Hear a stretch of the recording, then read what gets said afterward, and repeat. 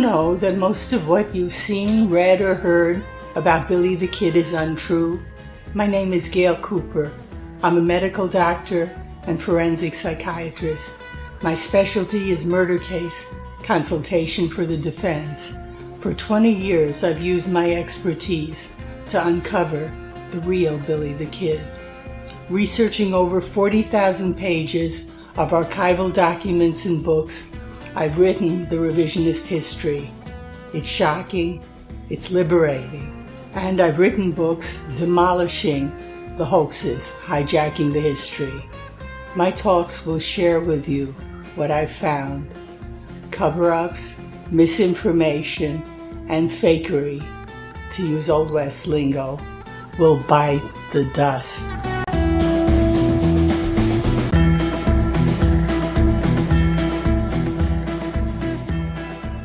After Billie Bonney gave his March 23, 1879 interview to Governor Wallace while in his sham incarceration in Juan Patron's Lincoln House for their pardon bargain, Billie apparently decided to add information for Wallace.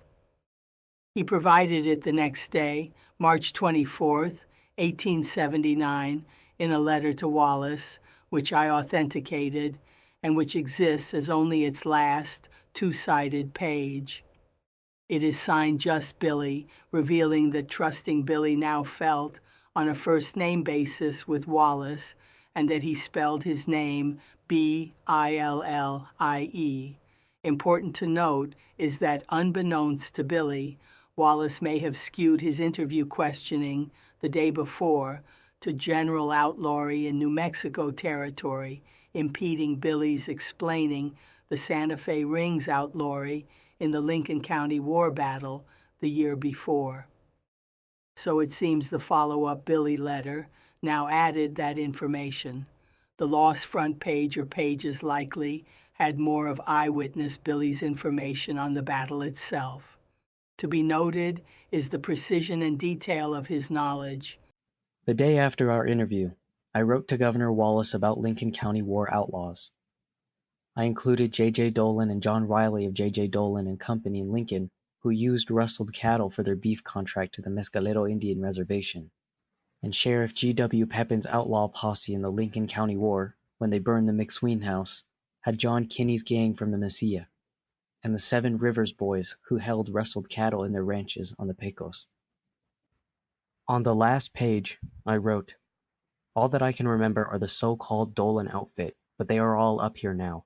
And on the Rio Grande, this man, Chris Moten, I believe his name is, he drove a herd of 80 head 1 year ago last December, in company with Frank Wheeler, Frank Baker deceased, Jesse Evans, George Davis, alias Tom Jones, Tom Hill, his name in Texas being Tom Chelson, also deceased.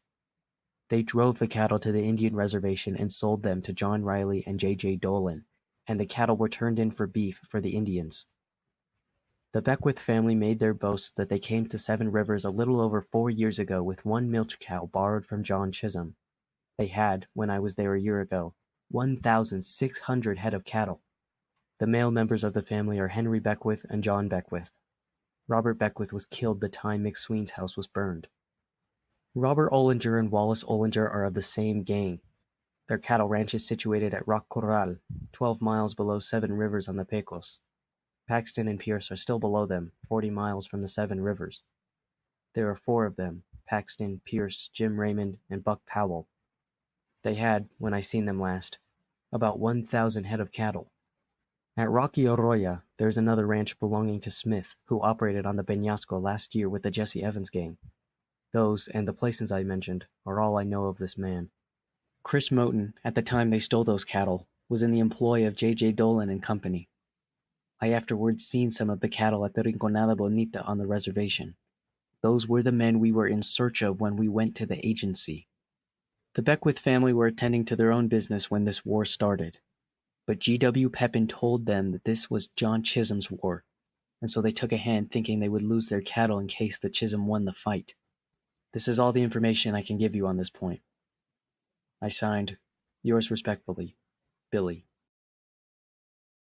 To be noted is that, as usual, Billie's ironic humor creeps in. He refers to Frank Baker, merely as deceased, when it was himself and the other deputized regulators that fatally shot Baker and William Buck Morton when they fled arrest for the murder of John Tunstall. And he jokes about the Seven Rivers boys stocking their ranches with rustled cattle, naming the Beckwith family, starting with one borrowed milk cow from John Chisholm, meaning stolen from him, and ending up 3 years later with 1,600 head of cattle, presumably from the same source. Billie included Lincoln County war battle information on this concluding page. He gave the friendly fire killing of Robert Beckwith at McSween's burning house. He stated that rustlers he named were employed by J.J. Dolan, had stolen murdered Tunstall's cattle, and were men the regulators were seeking to arrest when they went to the Mescalero Indian Reservation's Indian Agents Building. That explained the regulators' accidental and fatal encounter there with Tunstall murder posseman Andrew Buckshot Roberts. That killing was one of the Lincoln County war indictments in Billie's pardon bargain. Billie concluded by explaining that the Beckwiths and other Seven Rivers ranchers were swayed to join the ringside because Lincoln County Sheriff George Pepin warned them that if the war was lost, John Chisholm could reclaim his stolen cattle from them. Billie's effort is sad in light of Wallace's future betrayal. It brings to mind Billie's March 20th, 1879 excited letter to Wallace, saying, "Please excuse me for having so much to say."